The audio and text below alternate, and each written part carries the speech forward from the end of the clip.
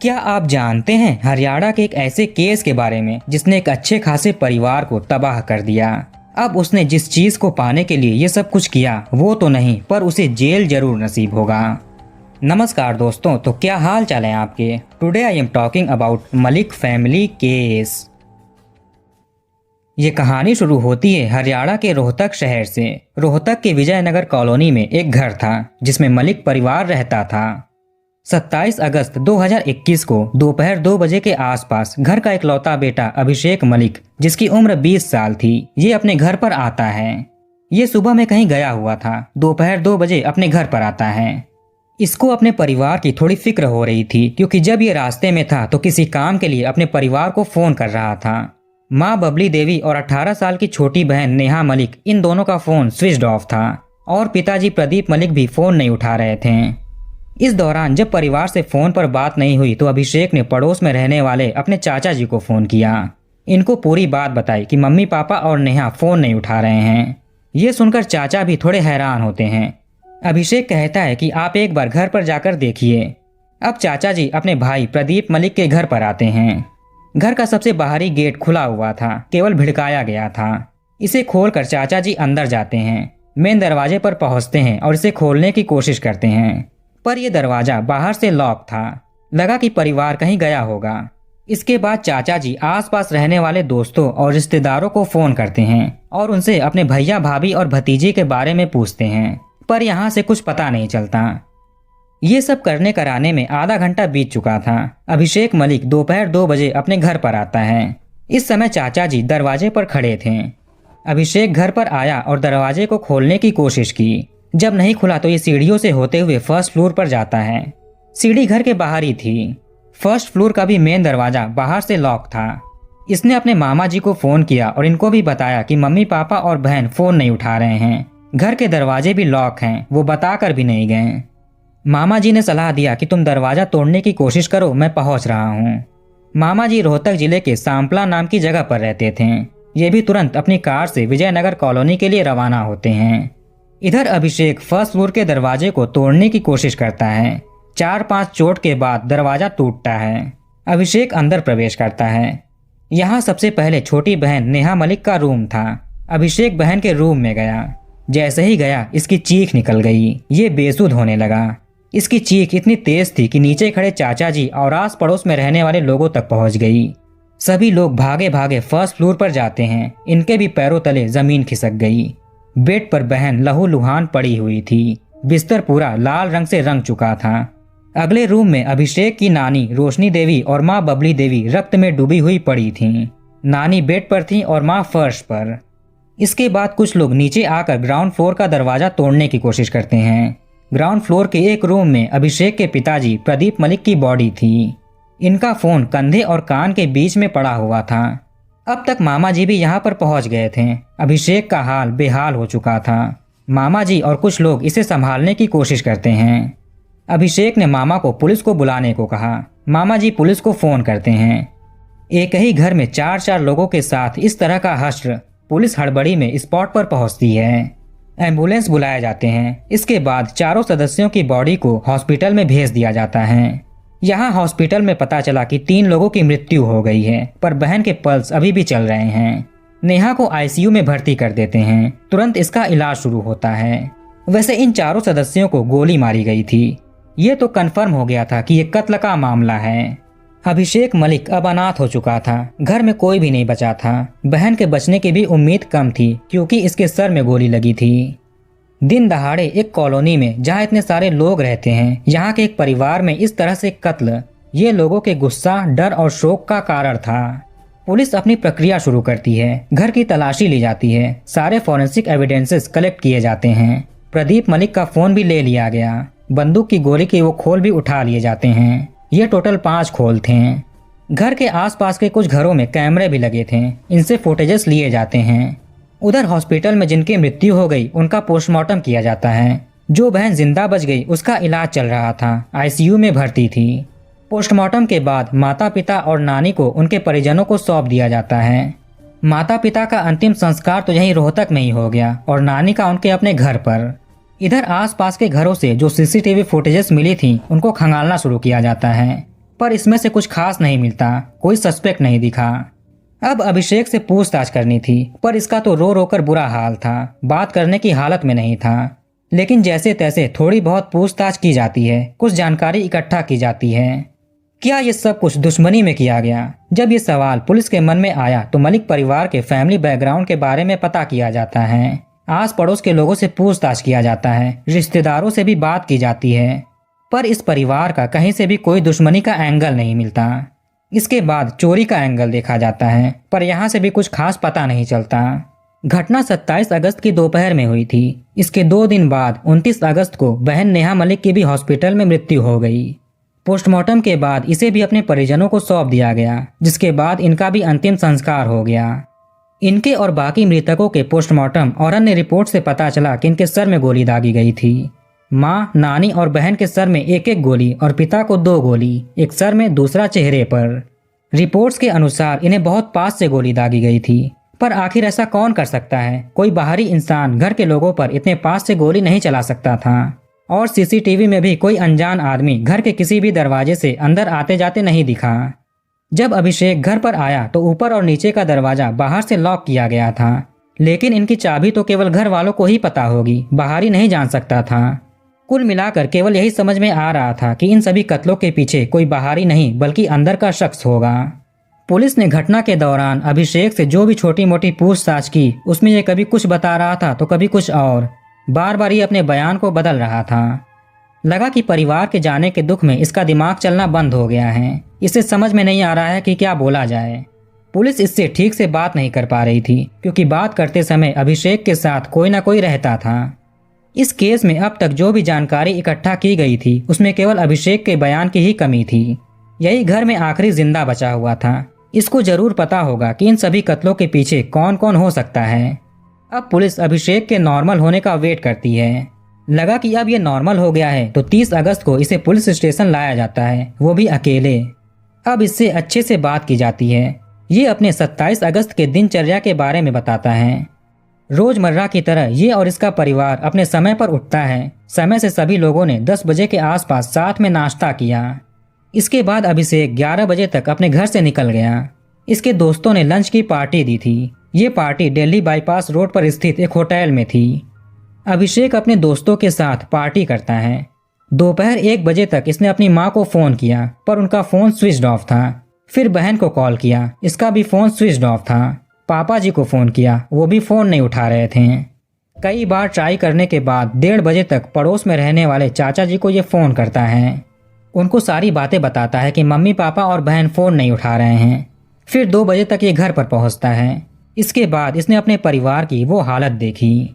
Police इसके बयान को ध्यान में रखते हुए इसके घर से निकलने का टाइम, होटल में दोस्त के साथ पार्टी करना, वापस घर आना, पुलिस इन सभी चीजों की जांच करती है। अभिषेक का पुलिस को दिया गया बयान सच था। पूछताछ के दौरान पुलिस ने नोटिस किया कि अभिषेक का हाव भाव, बात करने का तौर तरीका लड़कियों जैसा है, जबकि ये तो लड़का है। इसके इस तरह के बर्ताव के बारे में पड़ोसियों से पूछा जाता है। पता चला कि अभिषेक गे है, समलैंगिक है। इसी चीज को लेकर पिछले कुछ हफ्तों से घर में बहुत झगड़े हो रहे थे। ये पुलिस के लिए कान खड़े करने वाली इन्फॉर्मेशन थी। अब पुलिस देखती है कि अभिषेक किन किन दोस्तों के साथ रहता है, इसकी किन से दोस्ती है। पुलिस दोस्तों के बारे में पता करती है। पता चला कि ये सभी दोस्त आसपास के इलाकों में रहने वाले थे। बचपन से सभी एक दूसरे को जानते थे। इन सभी दोस्तों में एक ऐसा भी था जो बाहरी था। इसका नाम था कार्तिक। ये उत्तराखंड का रहने वाला था। इसकी केवल अभिषेक से दोस्ती थी। आगे पता चला कि ये भी समलैंगिक है और अभिषेक का बॉयफ्रेंड है। पुलिस को शक हुआ ये वही तो नहीं जिसकी वजह से घर में इतना बड़ा कांड हो गया। अब कार्तिक को ढूंढा जाता है, शायद इससे कुछ पता चल जाए। एक टीम इसे ढूंढ रही थी और दूसरी टीम अभिषेक से आगे की पूछताछ करती है। 30 अगस्त 2021 को अभिषेक से पूछताछ शुरू की गई थी। अब 1 सितंबर से 2 सितंबर के बीच में रोहतक के एसपी ने एक खुलासा किया, जिसने मलिक परिवार के परिजनों सहित सबके होश उड़ा दिए। इन्होंने बताया कि अभिषेक मलिक ने अपने पूरे परिवार, जिसमें इसके माता पिता, छोटी बहन और नानी का गोली मारकर कत्ल कर दिया। ये बात इसने खुद बताई। इस सच्चाई के बाहर आते ही लोगों को सदमा सा लग गया। एक 20 साल का लड़का इतना बड़ा कदम कैसे उठा सकता है और क्यों उठाएगा? इस सच्चाई के साथ साथ एक कहानी भी बाहर निकलती है। चलिए शुरू से शुरू करते हैं। हरियाणा के रोहतक जिले में विजयनगर कॉलोनी में एक परिवार रहता था, मलिक परिवार। इसके मुखिया थे प्रदीप मलिक। इनका प्रॉपर्टी डीलिंग का कारोबार था। हरियाणा से दिल्ली तक इनकी अच्छी जान पहचान थी, काफी बड़े आदमी थे। इनकी पत्नी थी बबली देवी, ये एक हाउसवाइफ थी। 2 बच्चे थे, 20 साल का अभिषेक मलिक और 18 साल की एक बेटी नेहा मलिक। अभिषेक रोहतक में 12th पास करने के बाद दिल्ली के एक एयरलाइन कंपनी में कैबिन क्रू का कोर्स करता है। कोर्स कंप्लीट होने के बाद ये वापस से रोहतक आकर एक कॉलेज से बीकॉम का कोर्स शुरू कर देता है। इसका ये कोर्स अभी चल रहा था। नेहा भी अपना पढ़ाई कर रही थी। चूंकि पिताजी प्रॉपर्टी डीलिंग का काम करते थे और बड़े इंसान थे, इसलिए जान का खतरा भी बना रहता था। ये अपने साथ कुछ हथियारबंद बॉडीगार्ड्स भी रखते थे। साथ में इन्होंने एक बंदूक भी रखी थी सेल्फ डिफेंस के लिए। इन्होंने अपनी पत्नी को, बेटे को और बेटी को इसे चलाना भी सिखाया था। पता नहीं कब कोई मुसीबत आ जाए और जान बचाने के लिए बंदूक चलानी पड़ जाए। सभी लोगों ने इसे सीख भी लिया था। जब अभिषेक दिल्ली में कैबिन क्रू का कोर्स कर रहा था, तभी यहाँ पर एक और लड़का उत्तराखंड से आया। इसका नाम था कार्तिक। इन दोनों की मुलाकात होती है। चूंकि ये दोनों एक ही बैच में थे, इसलिए दोनों की दोस्ती भी हो जाती है। अभिषेक गे था, ये बात इसके अलावा किसी को भी नहीं पता थी। धीरे धीरे इन दोनों की दोस्ती बढ़ रही थी। एक दिन दोनों को एक दूसरे के बारे में पता चल गया कि ये दोनों समलैंगिक हैं। अब ये दोनों रिलेशनशिप में आ गए। जब कैबिन क्रू का कोर्स कंप्लीट हो गया और दोनों अपने अपने घर लौट गए, तो कार्तिक अभिषेक से मिलने के लिए उत्तराखंड से दिल्ली होते हुए हरियाणा आता था। दोनों एक होटल में कई कई दिनों तक रहते थे। अभिषेक के माता पिता को लगता था कि बेटा दोस्त के साथ घूम रहा है। कभी कभी तो अभिषेक कार्तिक को अपने घर भी लाता था। इसने अपने परिवार से इसे अच्छे दोस्त के तौर पर इंट्रोड्यूस किया था। दोनों घर पर एक ही रूम में रहते थे। हफ्तों हफ्तों दोनों साथ में रहते थे। अभिषेक इसके ऊपर पैसे भी उड़ाता था। अच्छे अच्छे होटल्स में खाना खाते हैं। अभिषेक की एक कार थी, दोनों लॉन्ग ड्राइव पर जाते हैं। सब कुछ सही चल रहा था। एक दिन इन दोनों ने प्लान बनाया कि ये यूरोप में जाकर सेटल हो जाएंगे। अभिषेक ने सोचा कि इससे पहले इसे अपने जेंडर चेंज करा लेने चाहिए। इसने कुछ डॉक्टर से कंसल्ट किया। पता चला कि इसकी इच्छा तो पूरी हो जाएगी, पर 5 लाख रुपए लगेंगे। अभिषेक के पास इतने पैसे नहीं थे, कार्तिक के पास भी नहीं थे। अभिषेक को जो पॉकेट मनी मिलती थी उसको सेव करके भी इकट्ठा हो सकते थे, लेकिन इनको ऐश वाली जिंदगी भी चाहिए थी, घूमना फिरना भी था। पैसे सेव भी किए तो इन्हें कई महीने गुजर जाएंगे 5 लाख रुपए इकट्ठा करने में, लेकिन इनमें उतना सब्र भी नहीं था। 2021 के जुलाई अगस्त में अभिषेक अपने पिता से कोई बहाना दे करके 5 लाख रुपए मांगता है। हालांकि कभी इसने अपने पिता से इतने पैसे नहीं मांगे थे। जब माता पिता ने इससे वजह पूछी तो ये साफ साफ कुछ बता नहीं रहा था। पहली बार इसने इतने पैसे मांगे थे, ये थोड़ा अजीब था, क्योंकि अभिषेक के चाल चलन भी अब बदल से गए थे। ये लड़की जैसे बर्ताव करने लगा था। चलने फिरने का स्टाइल, बात करने का तरीका सब लड़कियों जैसे हो गया था। इसके बाद माता पिता अपने लेवल पर जांच पड़ताल करते हैं। 5 लाख रुपए मांगने के पीछे का सच जानने के लिए अभिषेक को उकसाते हैं।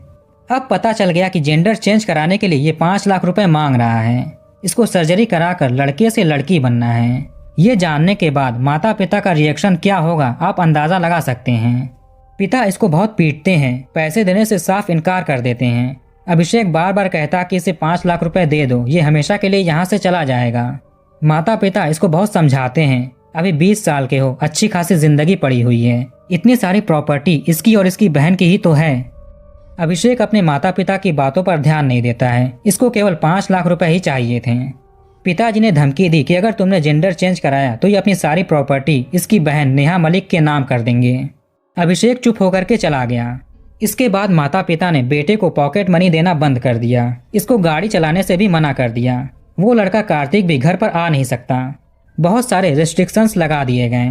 कुछ ही दिनों के बाद पिता ने अपनी बेटी नेहा को एक स्कूटी दिला दी। इस चीज से अभिषेक बिल्कुल टूट गया। अभी भी माता पिता इसको बहुत समझाते हैं। ये अपनी नानी से बहुत प्यार करता था, उनकी हर बात मानता था। इसलिए माँ ने अभिषेक की नानी को घर पर बुला लिया इसको समझाने के लिए।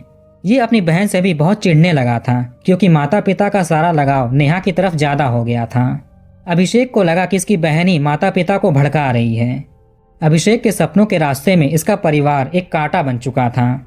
इनके जीते जी ये अपने प्यार के साथ सपनों की जिंदगी नहीं जी सकता था।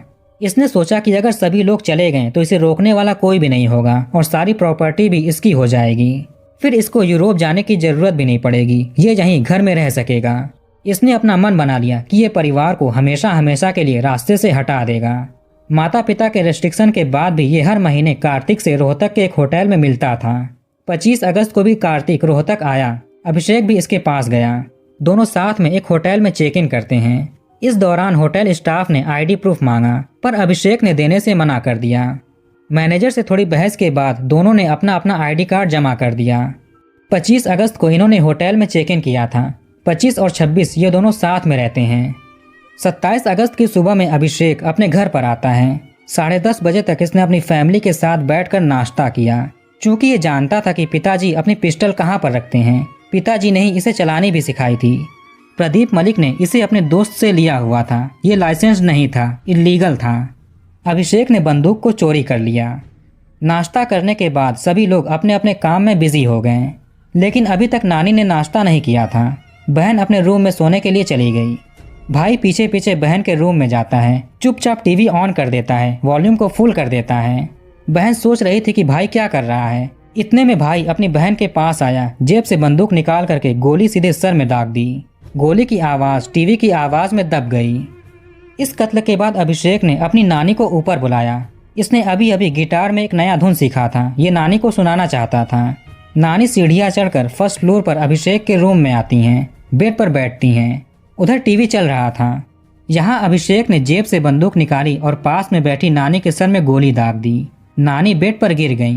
फिर ये नीचे आता है। माँ कुछ काम कर रही थी। माँ ने अभिषेक को देखा, इससे पूछा कि नानी कहाँ पर है, मैं नाश्ता निकाल रही हूँ।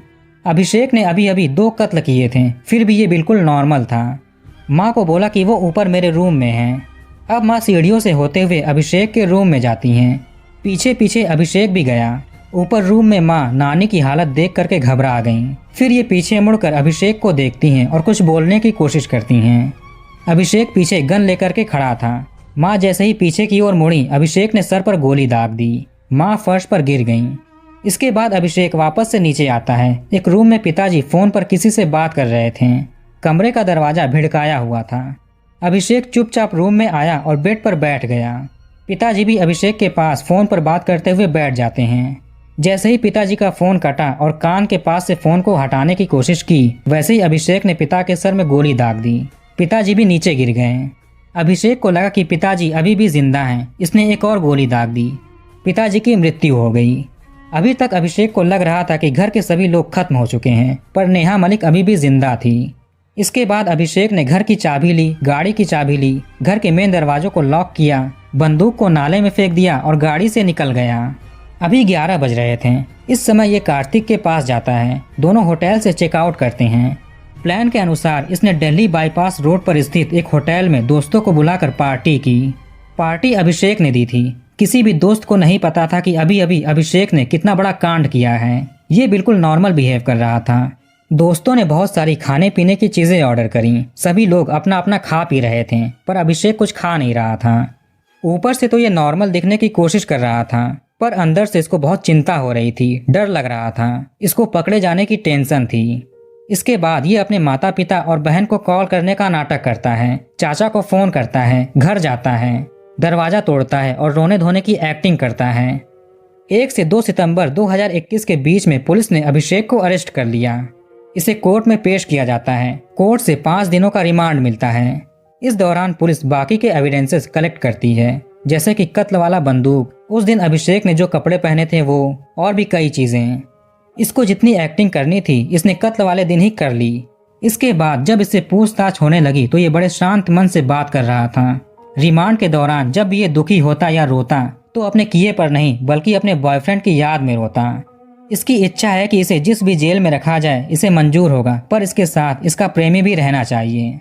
पुलिस को लगा कि इसका दिमाग ठिकाने पर नहीं है, इसलिए मनोचिकित्सक को बुलाकर इसकी जांच कराई जाती है, पर यह बिल्कुल नॉर्मल था। पुलिस की एक टीम ने इसके प्रेमी से भी बात की। इसका कहना था कि इसे बिल्कुल भी भनक नहीं था कि अभिषेक इतना बड़ा कदम उठाएगा। दिसंबर 2021 में यह केस स्टेट क्राइम ब्रांच को सौंप दिया गया। फिलहाल इस केस की इन्वेस्टिगेशन अभी चल रही है। तो कहानी को यहीं पर खत्म करते हैं। अब कमेंट करके बताइए कि वीडियो आपको कैसा लगा। इस वीडियो को लाइक और शेयर जरूर करिए और हमारे चैनल को सब्सक्राइब करके बेल आइकन ऑन कर लीजिए। मिलते हैं नेक्स्ट वीडियो में।